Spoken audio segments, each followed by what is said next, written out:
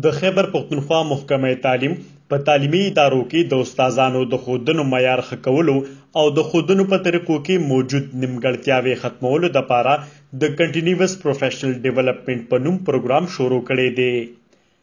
د پروګرام لومړی پړاو د مئی د میاشت نه شروع شوی او د ضلعې په کچه په میاشت کې یو ورځ د پرایمري سکولونو استادانو له په مخصوصو مضامینو باندې په جدید طریقو تربیت ورکولې کیږي چې پکې دغه استادانو د ښودنو معیار ښه کولو او د ښودنو په طریقو کې موجود نیمګړتیاوې ختمولو هڅې کیږي.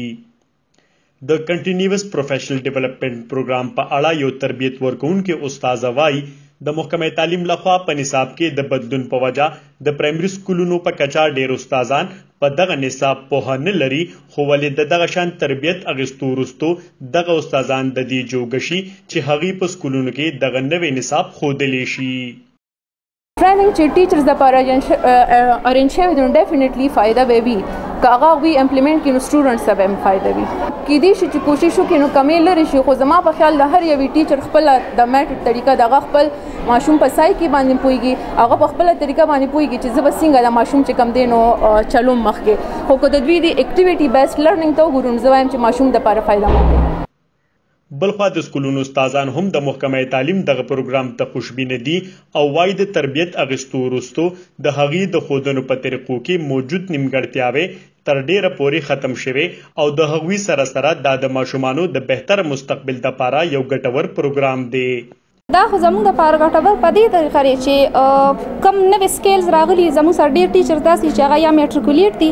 یا ګریجویټ نه دي، نو هغه کومې زړې طریقې هغې اپلای کوي. نو په دغه وجه چې کومې دا نوې طریقې دي نو هغې چونکې اوس هغه عمر نه دی چې نور سبق حاصل کړي، خو چونکې هغه دا کورس چینج شوی دی نو هغه کورس هغې چې نوې طریقې مونږ ته وښیي نو هغې لږ کمې پوره شي په دې وجه باندې. د دې زیات تر دا په اکټیویټي بیس باندې دی. ماشومان د کتاب زیات کار نشي زده کولی، بجای د دې چې موږ په اکټیویټي باندې هم موږ ګروپ جوړ کړو.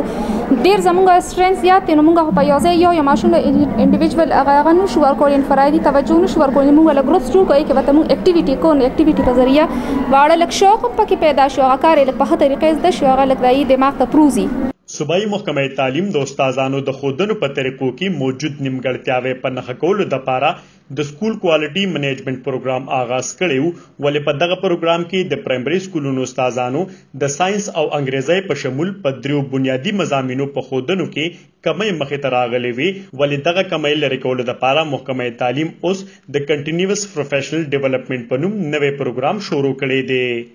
د کیمرامین عدنان علی شاه سره سراج علي 410.